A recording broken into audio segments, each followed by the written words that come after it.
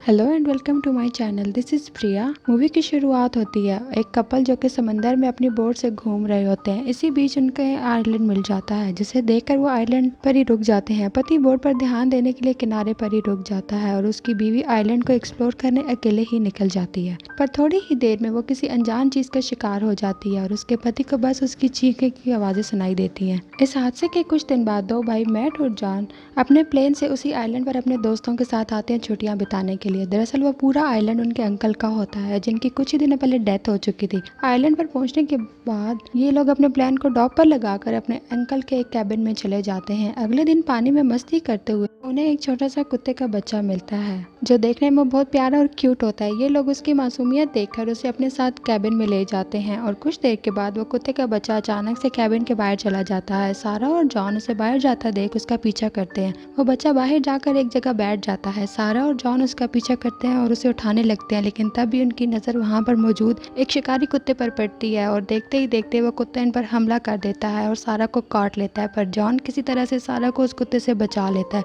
और दोनों वापस से कैबिन में भाग जाते हैं। सभी लोग इस हादसे को काफी नॉर्मल समझ रहे होते हैं और इस बारे में ज्यादा ध्यान नहीं देते। पर अगली सुबह जब ये लोग दोबारा पानी की तरफ जाते हैं तभी वो आदमी खून में लथपथ उनके सामने आता है जो मूवी की शुरुआत में अपनी बीवी के साथ इस आइलैंड पर आया था। वो आदमी इन्हें चेतावनी देने की कोशिश करता है कि जितनी जल्दी हो सके वो सब इस आइलैंड को छोड़कर यहाँ से भाग जाएं। पर तभी वहाँ पर शिकारी कुत्तों का एक झुंड उस पर हमला कर देता है और सारे कुत्ते मिलकर इस आदमी को इन्हीं सारों लोगों के सामने मार देते हैं और खाने लगते हैं। सारे लोग डर कर वापस कैबिन की तरफ भागने लगते हैं पर तब तक बहुत देर हो चुकी होती है। अचानक बहुत सारे शिकारी कुत्ते वहाँ पर आ जाते हैं और इनका पीछा करने लगते हैं और कैबिन में घुसने से पहले एक कुत्ता निकी का पैर पकड़ लेता है और उसे खींच कर ले जाने की कोशिश करता है। तभी जॉन ये देखकर अपने तीर से उस कुत्ते पर हमला करता है पर किसी तरह से उसका निशाना चूक जाता है और तीर सीधा जाकर निकी के पैरों में घुस जाता है। पर किसी तरह से ये लोग निकी को इस कुत्ते से छुड़ा लेते हैं और उसे लेकर तुरंत कैबिन के अंदर चले जाते हैं। सभी लोग कैबिन के बाहर देखते हैं कि बहुत सारे कुत्ते उन्हें हर तरफ से घेरे हुए हैं। सारे तुरंत इस आइलैंड को छोड़ने का फैसला करते हैं और तभी ये देखते हैं कि कुत्तों ने इनके सी प्लेन के रास्ते को किनारे से काट दिया है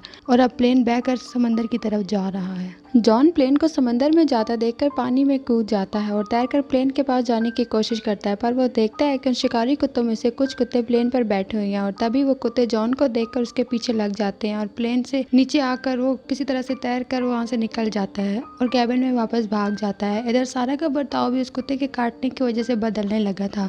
किसी को कुछ समझ में नहीं आता कि अब वो आगे क्या करें। तभी उन्हें याद आता है कि उन्हीं अंकल का एक इसी आइलैंड पर एक ट्रेनिंग कंपाउंड भी है जहाँ जाकर वो रेडियो से हेल्प ले सकते हैं। कंपाउंड में जाने के लिए ये लोग तुरंत निकी को कैबिन में से दूर एक कार ले जाने के लिए भेजते हैं। निकी कार स्टार्ट करने की कोशिश करती है तो वो कार स्टार्ट नहीं होती और उसी वक्त वो कुत्ते भी वहाँ पर आ जाते हैं और निकी को मारने की कोशिश करते हैं जिस वजह से निकी को मजबूरन कार छोड़कर वहाँ से निकलना पड़ता है। सारा आइडिया नाकाम होने के बाद ये लोग अपना टेंशन कम करने के लिए रात को पार्टी करते हैं पर तभी लाइट चली जाती है। पूरे कैबिन में अंधेरा होने की वजह से एक उनमें से दोस्त पावर सप्लाई चेंज करने के लिए बेसमेंट में जाता है पर नोआ इस बात से अनजान रहता है कि बेसमेंट अब सेफ नहीं रहा। वो कुत्ते किसी तरह रास्ता बनाकर बेसमेंट में घुस आते हैं और उसके नोआ के आते उस पर हमला करके उसे मार देते हैं और उसके तुरंत बाद वो मेन कैबिन में भी आने का रास्ता ढूंढ लेते हैं और वहाँ पहुंचकर अचानक से सभी पर हमला करना शुरू कर देते हैं। पर सभी लोग वहाँ से बचकर कैबिन के छत पर चले जाते हैं। छत पर उन्हें वहाँ पर अंकल के कुछ पेपर्स मिलते हैं जिससे उन्हें ये पता चलता है कि वो पूरा आइलैंड एक समय आर्मी कैंप हुआ करता था जहाँ पर वो शिकारी कुत्तों पर एक्सपेरिमेंट किया करते थे और उन्हें ट्रेनिंग दिया करते थे। पर कुछ कारण से वो कैंप बंद हो गया और पूरे आइलैंड पर कुत्तों ने अपना कब्जा जमा लिया।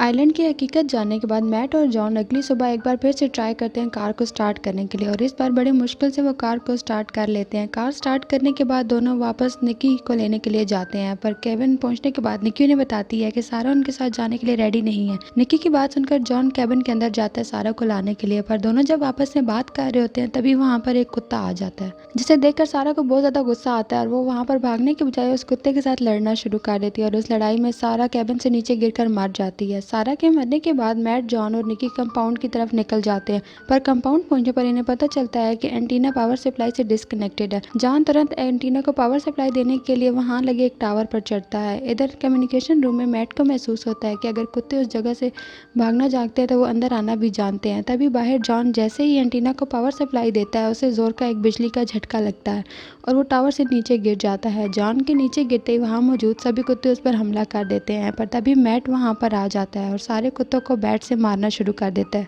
इधर कम्युनिकेशन कैबिन के अंदर पावर सप्लाई अचानक वापस आने की वजह से शॉर्ट सर्किट हो जाता है और कैबिन में आग लग जाती है और निकी इस चीज़ का फायदा उठा लेती है और अंदर मौजूद सारे कुत्तों को जला देती है। आग की वजह से कंपाउंड के अंदर जोरदार धमाका होता है, जिससे बाहर मौजूद सारे कुत्ते कुछ देर के लिए शांत हो जाते हैं। इसी बीच जॉन मैट को बताता है कि उसने समंदर के बीच एक बोट देखी है जिससे वो अभी भी इस आइलैंड से बाहर निकल सकते हैं। तभी उनकी नज़र उन कुत्तों पर वापस पड़ती है और ये देखते हैं कि सारे कुत्ते वापस से हरकत में आ रहे हैं। पर इससे पहले कि कुत्ते उनके साथ कुछ बुरा करते, निकी कार लेकर उनके पास पहुंच जाती है और बिना टाइम गवाए उस कार में बैठकर वहां से निकल जाते हैं और कार को बिना रोके बोट के पास ले जाकर पानी में कुदा देते हैं और तैरकर पानी में चले जाते हैं और फाइनली वहां से बच कर निकलने में कामयाब हो जाते हैं। Thanks for watching.